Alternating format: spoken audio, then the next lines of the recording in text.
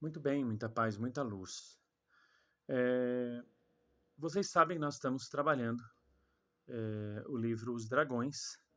Um diamante no lodo não deixa de ser diamante,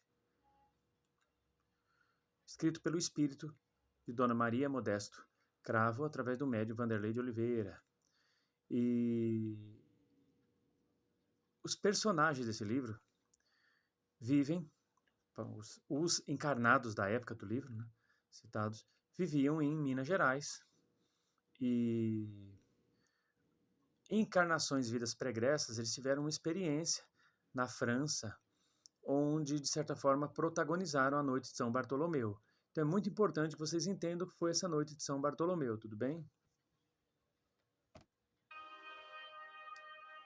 O massacre da noite de São Bartolomeu.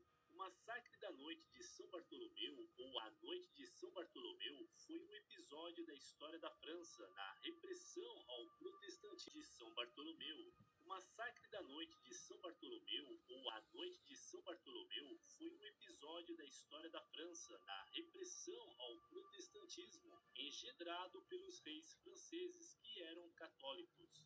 A noite de São Bartolomeu foi o dia que o rei Carlos IX da França ordenou o assassinato de líderes protestantes huguenotes em... Esse termo huguenotes é derivado porque eles eram. Tinha um pastor lá, um homem que se dizia pastor na época, por volta lá do ano de 1520, mais ou menos, que ele era chamado de burgomestre, né, que era um mestre da cidade, um pregador citadino, de Genebra, mas ele vivia na França pregando, um tal de Besançon Hugues, Hugues, H-U-G-U-E-S, Hugues. E por conta disso, ao invés de chamar de Huguesino, por exemplo, ou, ou qualquer outra coisa que o valha, falaram huguenotes, huguenotes. Então surgiu esse termo aí meio esquisito.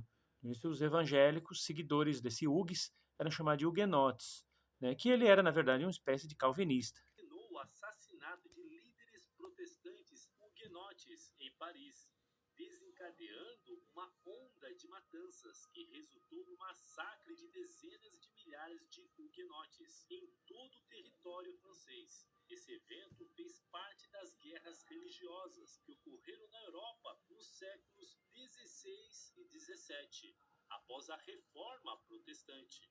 As matanças foram organizadas e começaram em 24 de agosto de 1572, durando vários meses. Inicialmente, Entrou para a história como um evento da Idade Média, mas a Idade Média acabou em 1492, tá? Então, esse período aí em que ocorreu essa matança não foi na Idade Média.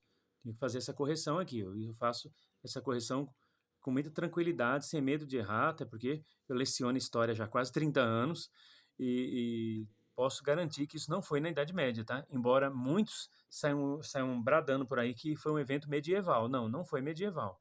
Tá? Foi um período que ocorreu na história moderna, infelizmente.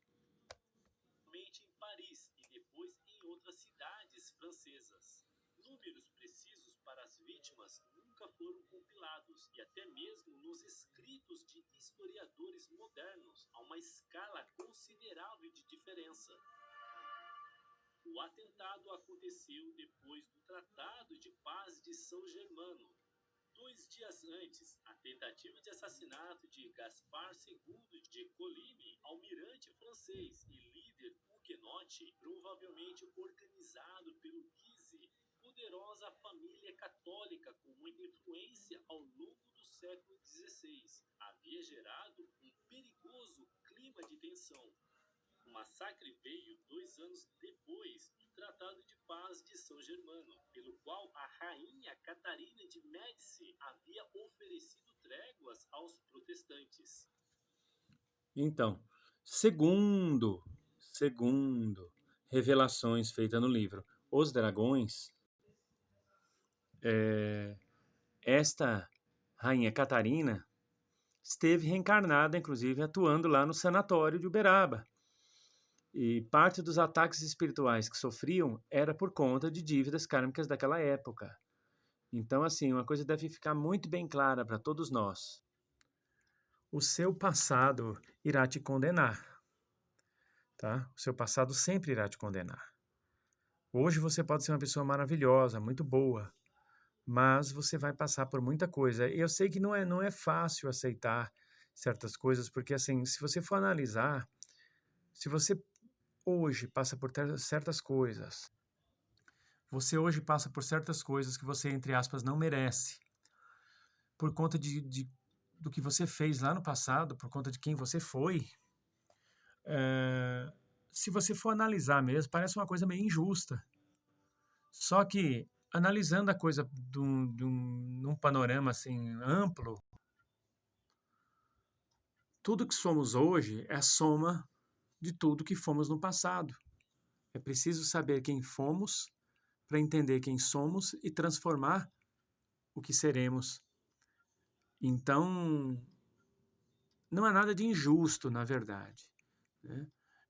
O que a gente precisa é buscar o máximo de equilíbrio, discernimento e sabedoria para sair da melhor maneira dessa roda reencarnatória, seguindo sempre na paz, na luz e, e procurando dar o melhor de nós, né? Mas que o passado condena, condena. O que nos absolve é a prática da caridade, é o autoexame consciencial e a fé na misericórdia divina, que sempre nos socorre, que nunca nos falta. E isso faz toda a diferença. Então, que sigamos todos na paz e na luz, que Deus abençoe e até a próxima oportunidade, se Deus assim nos permitir.